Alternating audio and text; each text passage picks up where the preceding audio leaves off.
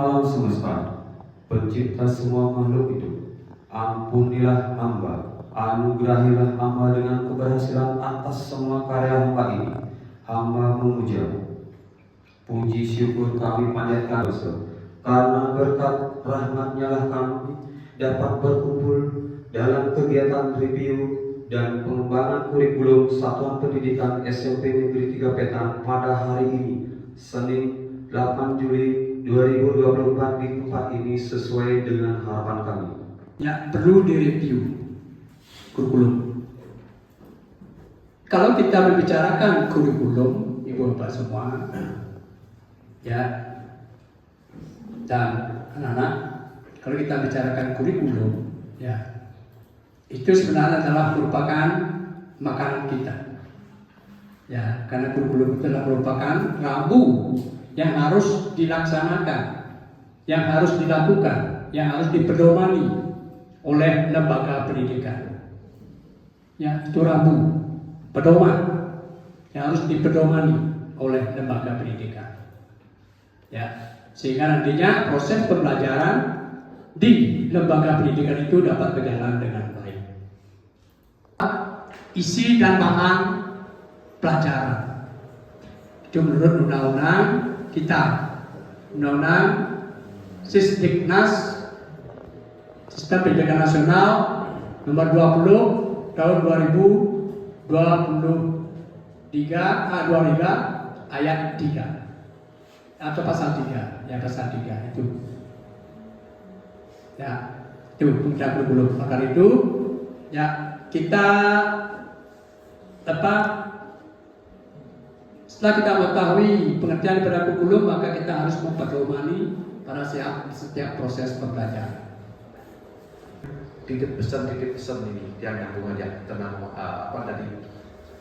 sebelum melakukan review kurikulum di awal tahun pelajaran ini kami sempat dikumpulkan oleh Bapak Kepala, Bapak Sekdis, termasuk juga Bapak Kabid dan kasih ada titipan-titipan.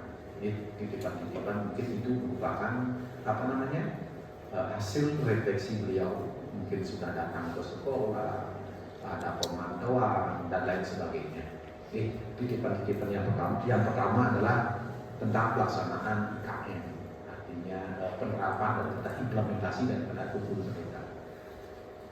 Diharapkan yang namanya kurikulum merdeka seperti tadi yang dibilang itu adalah hal yang baru.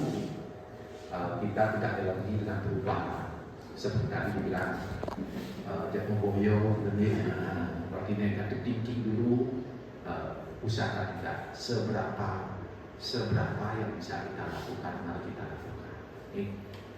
Nah, berikutnya dari seluruh capaian tahun ini, kemampuan numerasi menjadi capaian terbaik. Artinya nilai setelah kita melihat mana peningkatan yang terbaik numerasi, ternyata tangga yang tertinggi juga dicapai oleh numerasi. Nilainya yang paling tinggi juga numerasi. Nilai tertingginya, anggaplah nilai atau persentase tertingginya adalah numerasi juga. Jadi numerasi saat ini ngetop lah.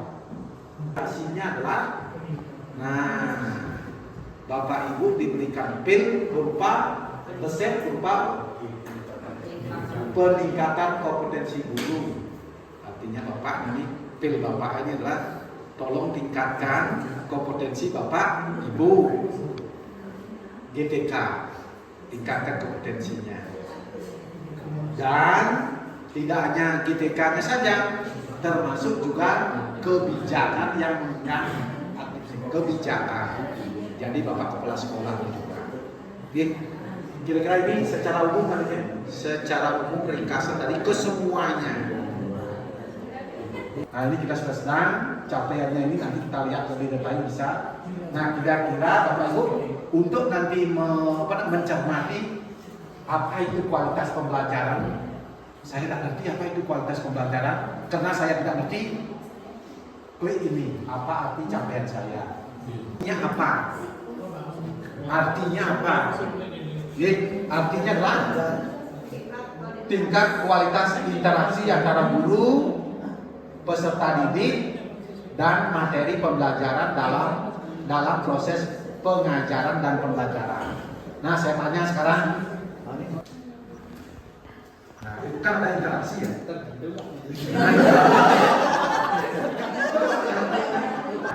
Intan, kalau misalkan tidak ngerti, mau bicara disingkat nih, Mbak, kamu nih, berarti tak tanya sama gurunya. Berani sering juga tanya. Woi,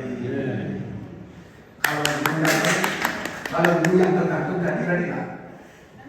Kalau istilah kepada guru yang tergantung tadi, berani lah. Berani dengan guru ini saya berani bertanya. Dengan guru ini, kalau Kalau misalnya nggak paham pasti bertanya juga Pak. oh itu.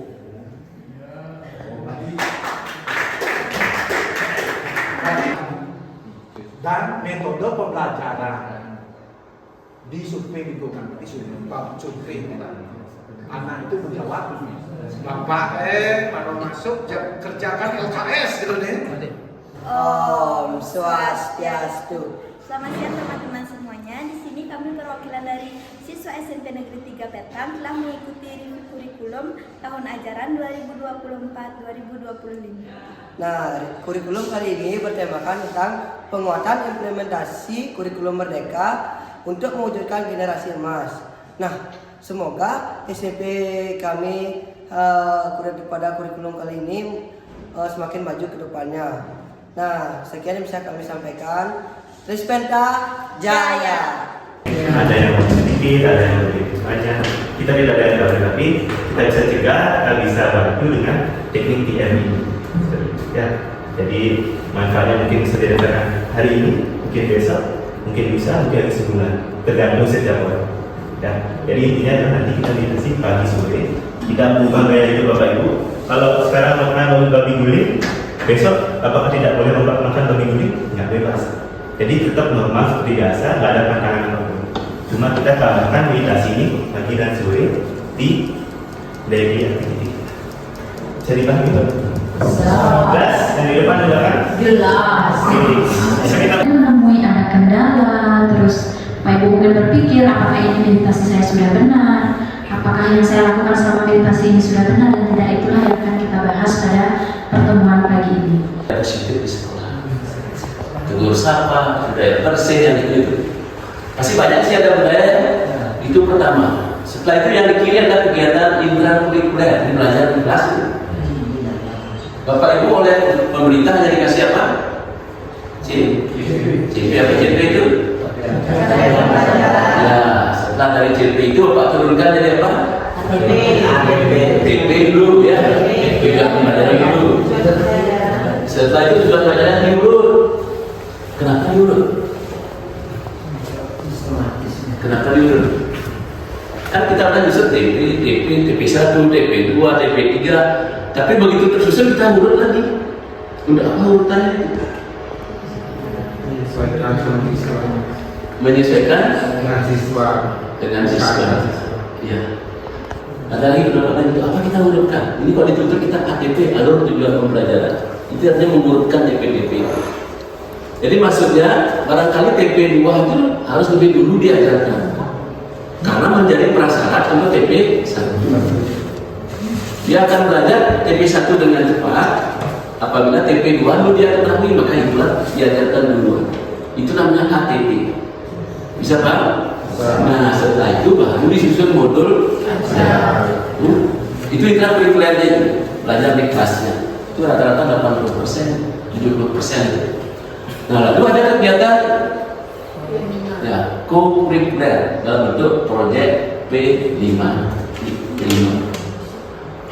Bapak Ibu, sekolah sekolah dikasih tema. Tema ya, ada 7 dari SMP, SMA, 8 ke SMK. Terus dari tema itu nanti Bapak Ibu susun modul proyek. Tahun ini di sekolah kita pilih tema apa? Dari Bapak dalam bentuk proyek apa?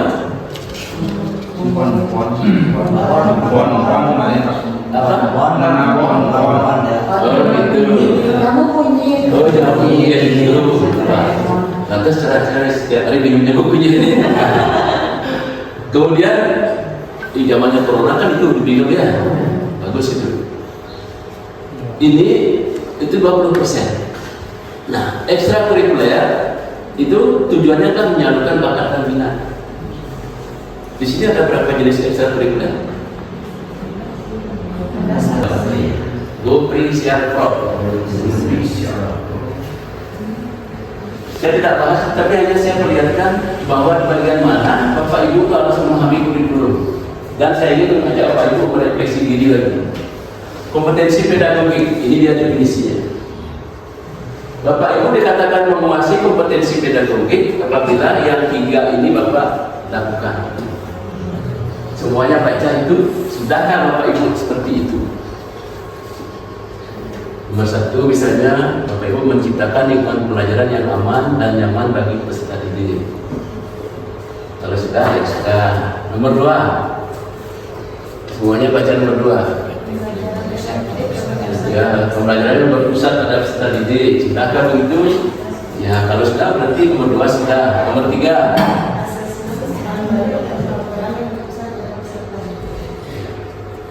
Sudah begitu? Kalau sudah, Bapak Ibu sudah mengasih kompetensi pedagogik. Ini tidak usah catat ya. Akan saya share nanti oleh Bapaknya atau lewat Ibu nanti saya kasih. Pelajaran level 1 namanya D1 ada 3 komponen penting. Pertama kan manajemen kelas psikologis dan metode pembelajaran. Karakter pendisiplinan itu kan Bapak Ibu. Jadi di dalam kualitas pembelajaran itu ada 3 bagian penting: manajemen kelas, dukungan psikologis, dan metode pembelajaran. Kalau saya simpulkan seperti ini hubungannya. Saya coba mencari-cari, ternyata begitu hubungannya antara metode pembelajaran, manajemen kelas, dukungan psikologis. Siapa bisa membaca? Ini kan kadang-kadang kalau yang biasa-biasa saja dia mau melakukannya dengan maksimal gitu. Tapi kalau yang luar biasa, kadang bercanda ya gitu. Bagaimana klarifikasi atau identifikasi anak berkebutuhan khusus itu aja sih yang sangat ditekankan, dan juga tentang masalah bullying. Ya. Kalau masalah anak berkebutuhan khusus dia rasa karena di sini sekolah kalau anak berkebutuhan khusus lebih cenderung di sekolah di SLB. Kalau Riki yang rasa dari siswa-siswa Riki tidak ada yang ciri-ciri siswa berkebutuhan khusus. Selama yang di kelas juga, tapi yang kalau anak-anak center cuma interaksi pada beberapa hal yang perlu menjadi perhatian khusus pas mengajar di kelas yang dalam rumahnya kan itu yang perlu menjadi perhatian juga ya, bagi teman-teman semua, termasuk wali termasuk guru mata pelajaran yang lain kan itu juga diperhatikan bagaimana menangani pas siswa seperti yang disampaikan kemarin Pak Dokter tentang dukungan psikologis kalau siswa begini bagaimana kita menanganinya, dan kita juga tidak boleh terlalu keras terhadap siswa yang mempunyai karakter seperti itu teman-teman. Itu aja sih yang kalau masalah siswa berkebutuhan khusus yang masa di sekolah tidak ada yang anak autis kan tidak mungkin sekolah di sini, tapi di SLB gitu. Itu aja sih.